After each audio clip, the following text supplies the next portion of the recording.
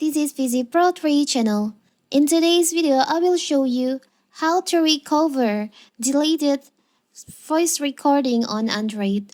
Before you get started, don't forget to subscribe and turn on the notification to keep you updated about this channel. So let's go.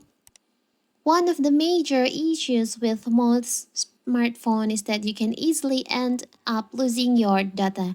If you have lost your voice recording on your phone, the first thing you need to find is where are voice recordings stored on Android. Once you know where your recordings are stored, you can have a look there and see if your deleted data is somehow accessible. In this video, I will show you how to do it, how to recover your deleted voice recording. So simple. So first, you can open your recorder.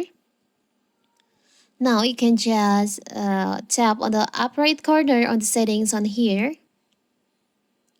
Now you can just see there is an option recently deleted items. You can just tap on that. So here's all the deleted voice recording on your phone. If you want to recover, you can just tap and hold on the voice recording that you want to recover. Now you can just, there is an option restore, you can just tap on that. So now that voice recording will be back to your recordings list. It's so simple, right?